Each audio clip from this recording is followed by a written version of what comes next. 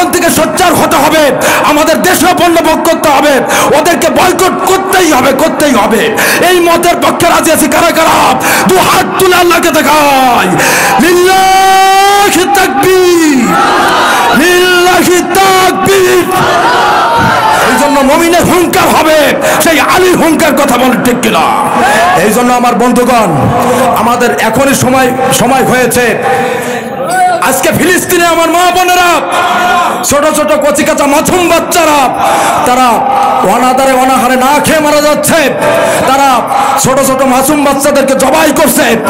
আর আমাদের দেশে এখনো ফিলিস্তিনের পণ্য, এখনো আমরা ওই দেশের পণ্য আমরা বিক্রি করতেছি কি করতেছি না?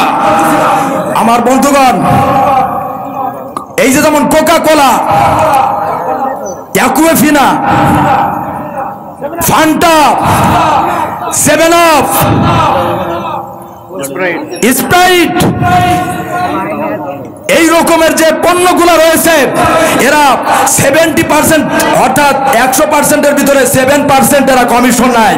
আর এই কমিশন নিয়ে জ্বালানি তৈরি করে নিজের দেশে আমার মুসলমানের রক্ত নিয়ে হলি খেলছে, কথা বলে ঠিক কিনা? এই জন্য আজকে এখন থেকে সোচ্চার হতে হবে, আমাদের দেশীয় পণ্য ভোগ করতে হবে, ওদেরকে বয়কট করতেই হবে। এই মতের পক্ষে রাজি আছি কারা কারা? দু হাত তুলে আল্লাহকে দেখায় লিল্লাহি তাকবীর, লিল্লাহি তাকবীর। আল কোরআনের আলো, আল হাদিসের আলো, তোমার নেতা আমার নেতা বিশ্বনবী মুস্তাফা, লিল্লাহি তাকবীর। আলহামদুলিল্লাহ। আমার বন্ধুগণ,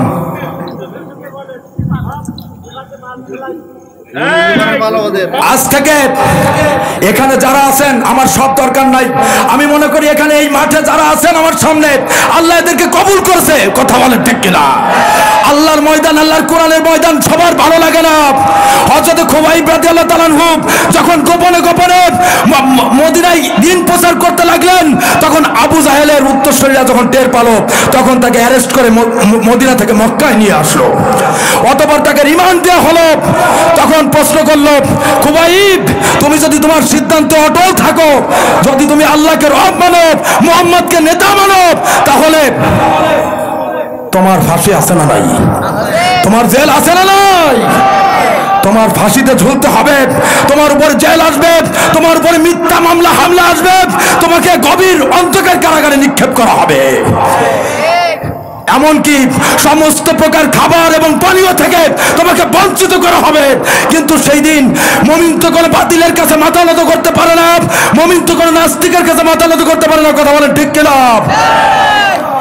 সেদিন খুবাইব বলেছিল, আবু জাহেল শোনো, তুমি আমার শরীরের প্রত্যেকটা অঙ্গ প্রত্যঙ্গ থেকে রক্ত পিণ্ড আলাদা করে ফেললো, যে আল্লাহকে আমি রব মেনেছি, যে মুহাম্মদকে আমি নেতা মেনেছি, যে আল কোরআনকে আমি সংবিধান মেনেছি, কখনো আমার জীবন থাকতে এটাকে আমি ছেড়ে অন্য বাতিলের কোনো পদাঙ্ক অনুসরণ করবো না, কথা বলে ঠিক কিনা?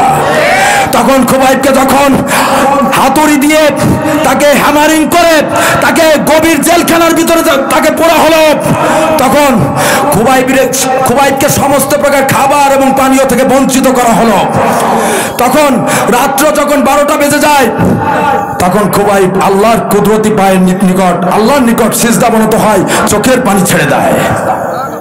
রব্বুল আলামিন বললেন, ومن الليل فتهجد به نافلة لك عسى أن يبعثك ربك مقاما محمودا। জোরে বলি আল্লাহু আকবার। যখন রাত্র 12টা বেজে যায়, সমস্ত পৃথিবীর দরজা যখন বন্ধ হয়ে যায়, তখন একটা মাত্র দরজা খোলা থাকে, তিনি কে? তখন আল্লাহ পাক রব্বুল আলামিনের রহমতের দরজা তখন খুলে যায়, কথা বলেন ঠিক কিনা? খুবাইব যখন তাহাজ্জুদের নামাজ শেষ করলো, অতঃপর আল্লাহর কালাম তেলাওয়াত শুরু করলো, তাফসীরের ভিতরে এসেছে যে খুবাইব যখন কোরআনুল কারীম তেলাওয়াত করা শুরু করলো। কে যেন আড়াল থেকে আঙ্গুর ধরে এক একটা করে আঙ্গুর ছিঁড়ে ছিঁড়ে খায় আর আল্লাহর কালাম তেলাওয়াত করে। জোরে বলি সুবহানাল্লাহ। নাস্তিকেরা দেখলো, জালিমেরা দেখলো যে খুবাইবের চেহারা দিন দিন উজ্জ্বল হচ্ছে। তখন তারা এর কারণ জিজ্ঞেস করলো। একে অপরের কাছে তারা গোয়েন্দা গুপ্তচর বৃত্তি করা শুরু করলো। অতঃপর যখন দেখতে পারল যে আড়াল থেকে কে যেন আঙ্গুর ধরে আর খুবাইব ছিঁড়ে ছিঁড়ে খায়, তখন আবু জাহেলের কাছে যখন এটা প্রকাশ করা হলো, তখন আবু জাহেল বলল যে খুবাইবকে খুব তাড়াতাড়ি ফাঁসিতে ঝুলিয়ে শেষ করে দিতে হবে, কারণ জাতি যদি এটা জানতে পারে তাহলে অবশ্যই মুহাম্মাদের দিন গ্রহণ করবে, মুহাম্মাদকে নেতা হিসেবে মেনে নেবে।